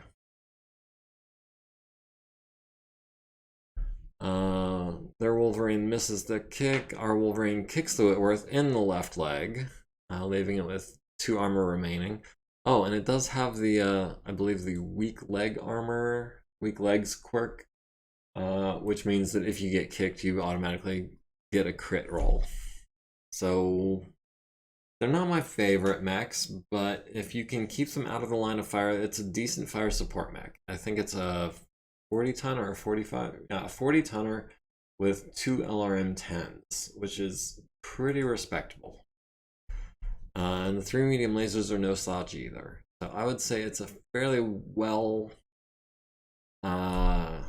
designed mech as far as its stats, but that quirk kind of puts a damper on things, in my opinion. And if I recall, it's a 464, right? 464, or is it just a, yeah, it's a 464. So it's not hugely mobile for a 40 tonner, but if you use it the same way you would use like an archer or maybe a trebuchet, it tends to do fairly well, I would say. That said, I don't like using them. That kind of mobility is just not enough for the amount of armor it packs for me, especially in a campaign scenario. So much smoke. Because, you know, in a campaign, I'm always trying to preserve everything I possibly can. I don't like losing things, except, you know, turn my trebuchets into brawlers, straight medium lasers and SRMs. That's also a really good build for a trebuchet. Usually change up equipment. They're a decent lightweight missile boat. Okay.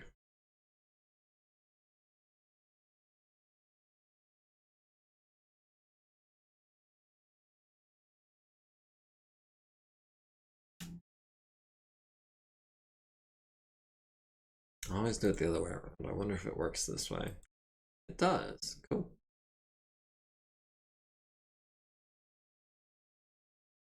All right. Also, they go. Actually, oh, there we go. Cycle through 3 times before I get to the one I didn't want to move. I wanted to not move. Whitworth is crippled and withdrawing. Okay. Wolverine harrying Petra now, and also in Hoser's blind spot. That back left hex. Heavy assault mechs award more EXP? No, it's 1 XP per kill. 11 Infernos for campaign games, shut everything down without damaging it too much. An SRM LRM Hunchback, any good? I like the SRM Hunchback. That's the 4 SP. It has a couple of strong points. It does suffer the same weakness as the 4G Hunchback with the autocannon 20, in that it has the weak back armor, and it's really only effective in that forward arc. But those SRMs, especially once you start modding it, the SRM Hunchback mods really well. I've got one, I think, with 5 SRM 6s. Pretty gross, to be honest.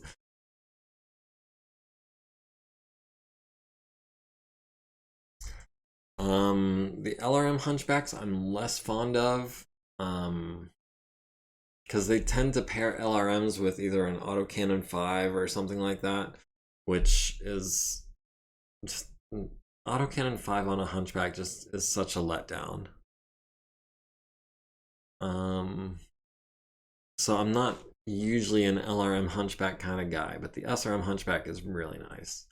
I've never built a Hunchback that mixed SRMs and LRMs. if that's what you were asking.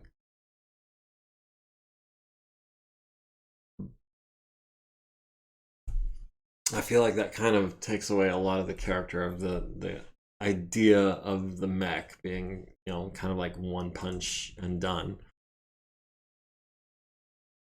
LRM-10 and AC-5 and the two medium lasers looked really weird. I'll bet that looked weird as heck. Take a couple of 10s on that.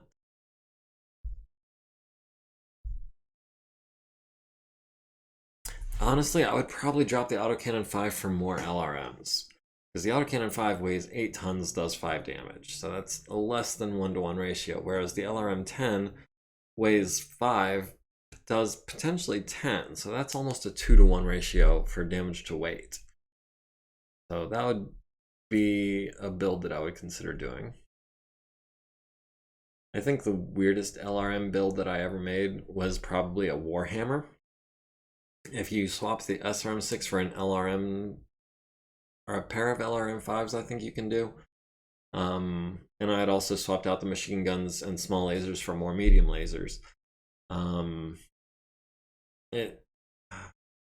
I forget the specifics off the top of my head, but it worked, or it numerically looks on paper like it is peak performance. I haven't really tested it that much yet, but the idea is that it's got the PPCs and the LRMs at long range and then the medium lasers up close, and they, whichever bracket you're using, it maxes out its heat sinks perfectly the way I've got it built. And it was actually recommended to me by someone on Facebook, so credit to whoever they were.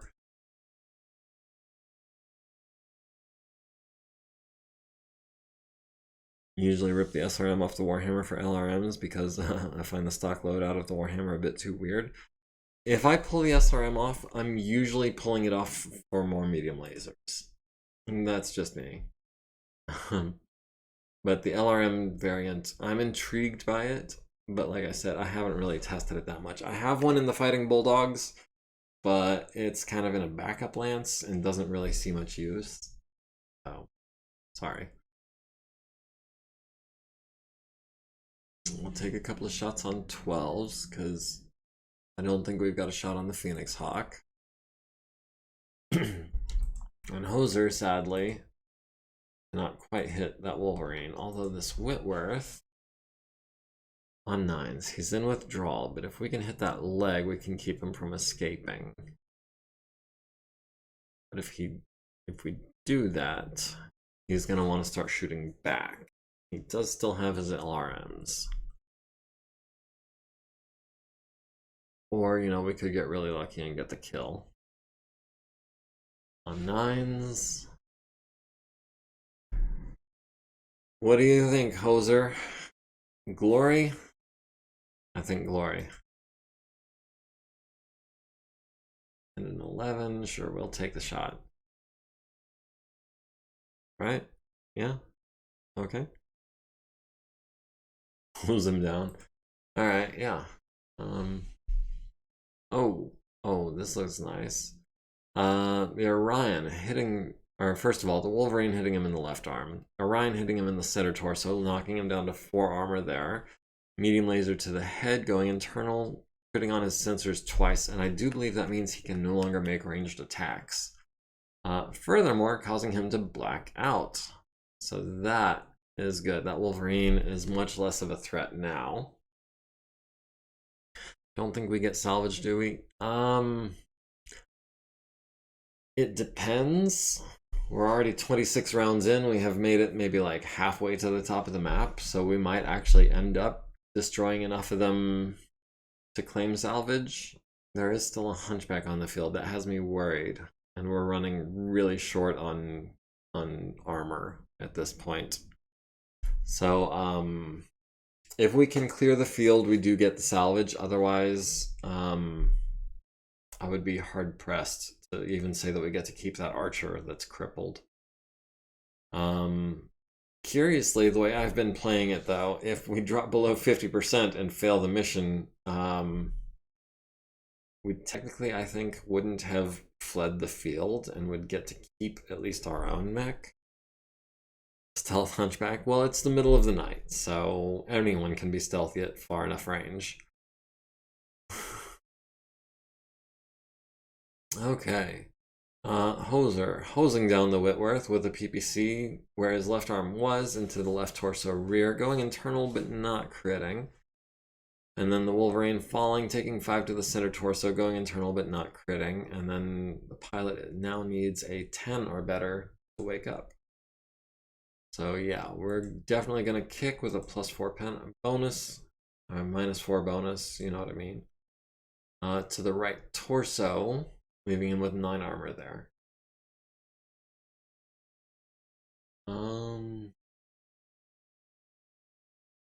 Alright, so we've won initiative. You're still gonna be unconscious and immobile and in really bad shape with those no sensors.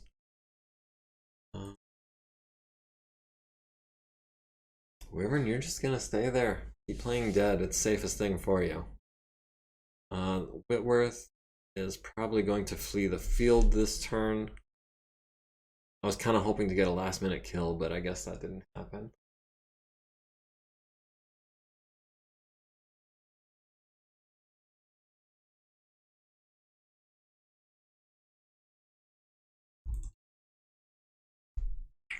Try to get back shots on the immobile Wolverine. If we can make a 4, and we do.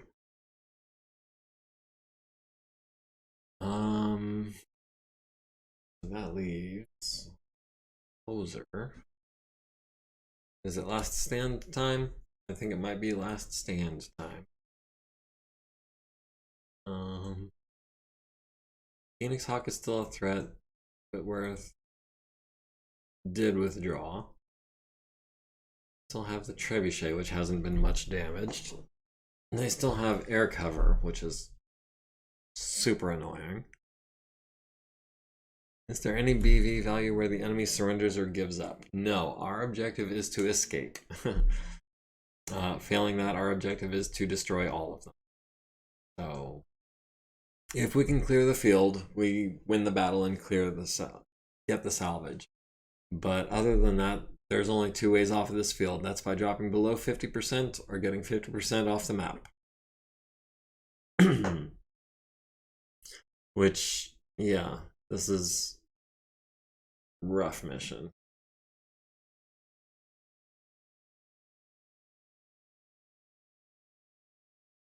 Wait, where are you guys going? Are they going after Wyvern? If they're going after Wyvern, I'm calling shenanigans. Because Wyvern is supposed to be a non-target.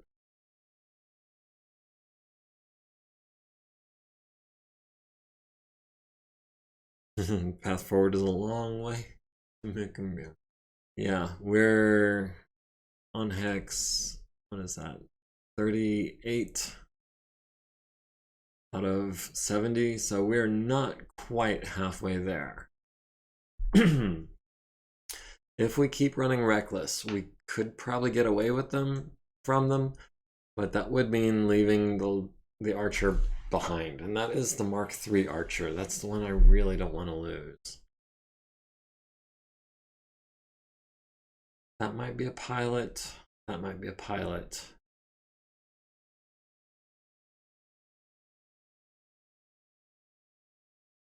If they start shooting at Wyvern, though, like I said, I'm calling shenanigans. I might end the mission if it looks like we're going to lose that Archer from them shooting at it, because I don't think that's fair. 12's on the head. What else can we possibly get? Center torso. Center torso is weak. Alright, let's start with the PPCs.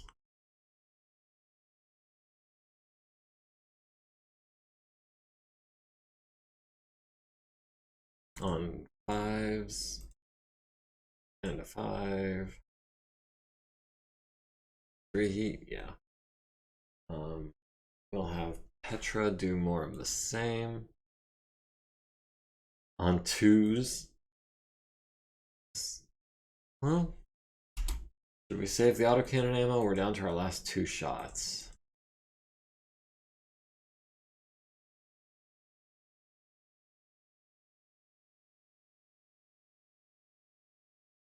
And yeah, they are shooting at Wyvern, which is kind of bull, because he's not doing anything. He's not a threat.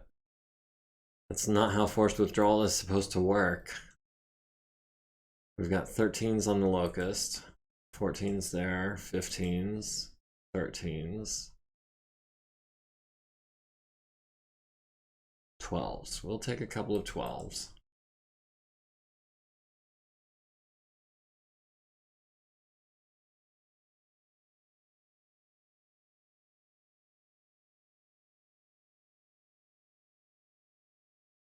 And we'll save the SRM ammo for, hopefully we don't need it.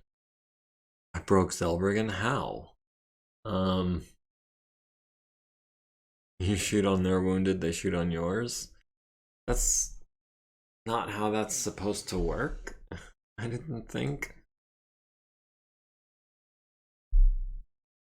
Is Princess programmed for that kind of Zellbriggen? Because I thought it was just a unit in retreat doesn't get shot at unless it shoots first. Was my understanding of the rules. It was not my understanding that if I shoot on one of their retreating mechs, they can shoot on any of mine.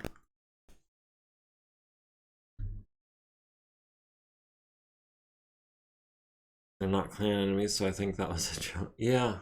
I don't know why they are suddenly shooting at Wyvern when he should be a non-target. Alright, people get illuminated. Awesome at the Wolverine, hits the center torso with a PPC and a large laser, getting the kill. Locust on the Archer Mark III hits with a medium laser and a machine gun to the left torso. Vedette hitting the Archer in the right torso. Shooting at the dead Wolverine, doesn't really matter. Phoenix Hawk on the Archer, hits with the large laser to the right leg, medium laser to the right leg, machine gun to the right arm. And costs us our last edge to reroll a head hit, which then goes to the right leg. No, they're not clan. These are Free Worlds League enemies. So that's distinctly Inner Sphere. Blackjack at the Vedette missing on 12s. The Archer taking 5 out of nowhere to the left arm, destroying it and transferring into the left torso rear. The Trebuchet missing the Archer. The Wolverine hitting their Wolverine's already dead. Drillson at the Archer, landing 2 SRMs to the right leg and center torso. And at this point, Vasa, we're not going to kick their pilot. Phoenix Hawk kicks the Archer in the right arm, destroying it and blowing off the right arm as well. Taking 2 to the right torso rear, leaving us with 2. Locust kicks us in the right torso front, leaving us with 1. And at this point, I think I might be about to concede the match. Partly because I don't want to lose the Archer, and partly because I really don't want this match to go into what is it, a 4th week? So while we are ahead in terms of battle value, we still have a Hunchback and a Trebuchet. I don't think we can take them without suffering unacceptable losses.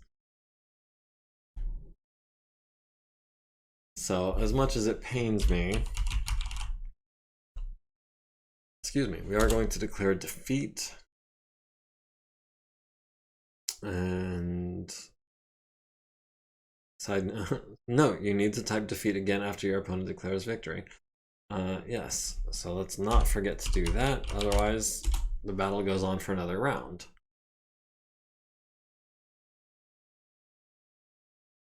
Alright, after all the smoke and fire, Team 2 has achieved all victory conditions. Alright, so yes, we save.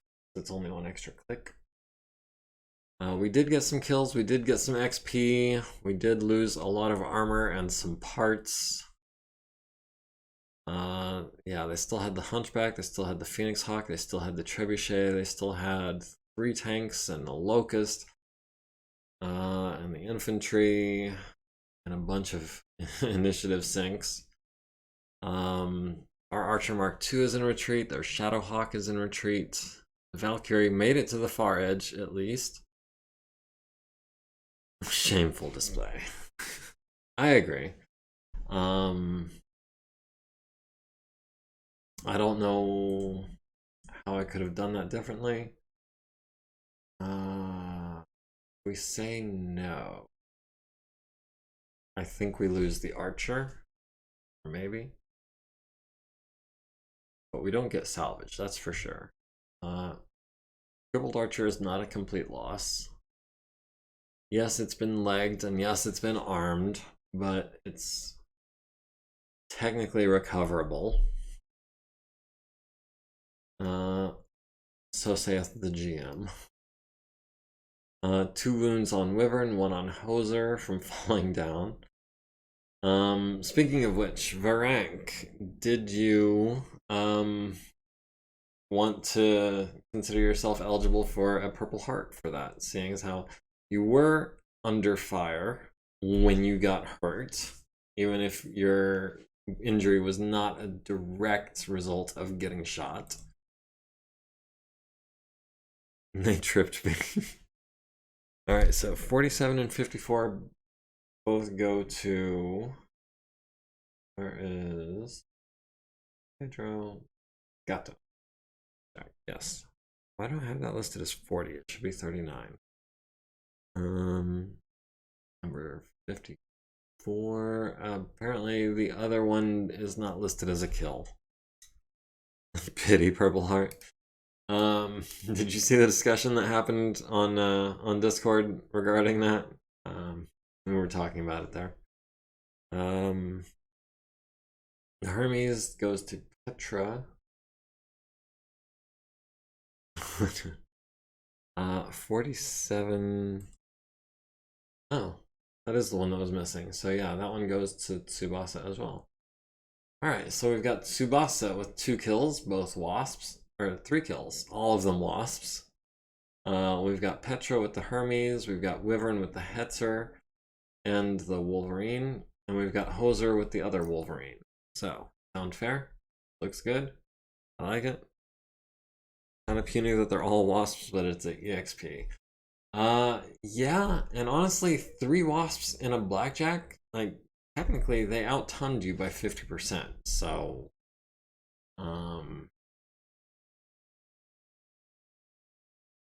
yeah. Covered units, recovered personnel. Okay, so no permanent losses. Right? Let's check the rolls of honor.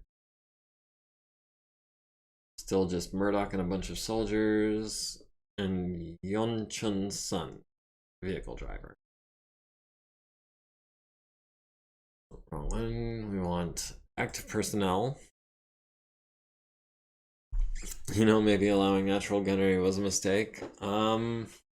It's the Succession War, so I argue that even some still as puny as a Wasp or Locust is still quite a deal. It's a battle mech gone. Yeah, that's how I feel about it. The natural gunnery, yeah, I'd be lying if I said that I hadn't had a second thought or two about that. Would that be a second thought or two, or would that be a second thought and a third thought? It is something I had considered. I think it may be a little OP.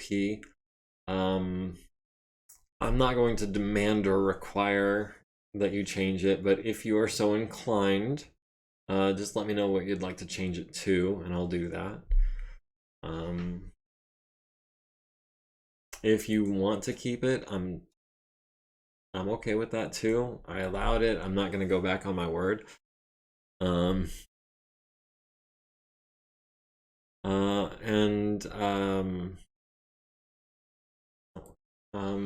Hoser, if you still haven't told me whether you want that Purple Heart or no. As far as I'm concerned, you have earned it, but since you did raise a reservation about it on Discord, it's going to be awkward to new recruits if you tell them, sorry, no natural gunnery for you. Yeah.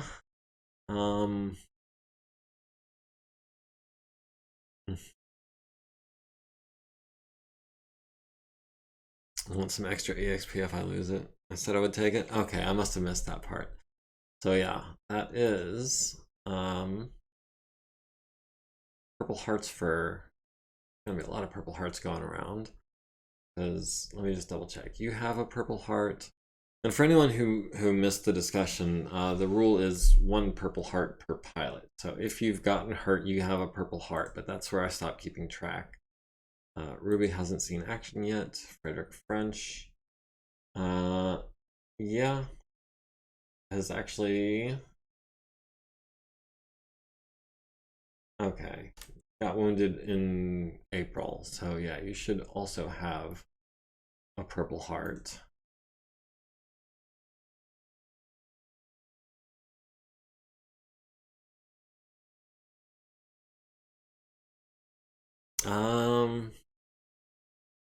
I mean, yeah, we can discuss how many XP it's worth. Or if you'd, oh, I mean, if you'd like to start somewhere between green and normal, or regular, I guess, not normal, somewhere between green and regular, we could talk about maybe bumping your gunnery skill up by 1 in exchange, which normally would be how many XPs? 10 XPs. Although you are only 3 XP away from that after that engagement. But I wouldn't give you 3 XP and then charge you 10. I would just bump your gunnery by 1 if you wanted to go that route. So we've got a purple heart there. Got a purple heart there.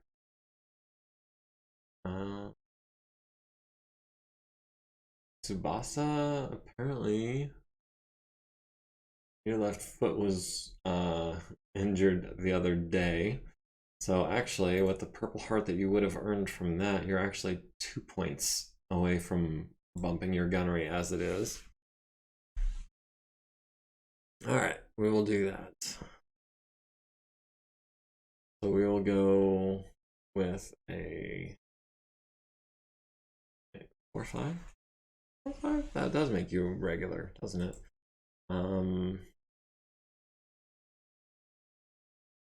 Yeah, I mean, if there's maybe another ability that you would like instead of a gunner point of gunnery, we can talk about it later. I'm just about to wrap this up as soon as I finish making sure everyone's got their purple hearts. Earl also gets the purple heart because he broke his arm. And even though I was talking about that last week, I remember talking about how he was injured and he was going to be out for like a month. It did not even occur to me to check and make sure that he had a purple heart yet. So we've got a purple heart there and we've got a purple heart there. All right. So I think the awards are correct. 3 wasps is, 3 pilot kills is not quite enough for a bronze star. Wrap it up in a tortilla. Yes, it is Taco Thursday, and we are doing BattleTech tacos. We're going to wrap them up and crunch on them. Okay. Ruby and Penny were added to the personnel roster. Red Pagter, improved gunnery vehicle. I don't remember doing that. Yeah, it's been kind of a long week, I guess. We did recover the Archer. We got 85,000 in battle loss compensation. Wolverine, the Orion got 46,000 for that. The Mark III Archer, we got 93,000 for that one. BattleTech Taco now comes in mild, hot, extreme spice, and awesome heat management. PPC flavored tacos. Speaking of which, clan tacos. I don't know if you guys are familiar, but there is a drink called a PPC.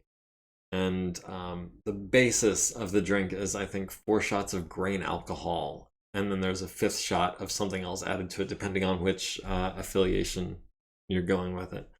I want to say, is it Steiner or Davian? I think is like a shot of Curacao, which I mean, that's 4 shots of grain alcohol. That's Everclear. That's a good way to get hurt. Oh, no, we do not want to load a campaign. Certainly not. We want to save. And my most recent save is actually not exit save, but post exit save. That's the one with with Ruby and Penny that I had added since last time we played. So we're going to save that. And now we have 2 days to repair and recover before our next battle, which is a hold the line battle against 8,000 points worth of enemies. Steiner has 2 shots of peppermint schnapps. Davian has 2 shots bourbon. Okay, well, I don't know where I got Curacao from. I think because I was thinking it was blue, but peppermint schnapps is usually clear or green, if I'm not mistaken. Our next battle is against 2 hunchbacks, including the SP, the one with the SRMs, and the 4J, which is, I think, the one with the LRMs. So it's interesting that those popped up when we were just discussing both of those variants. We've got a Wolverine, a Warhammer, 2 Wolverines, and a Warhammer, a 6M and a 6R.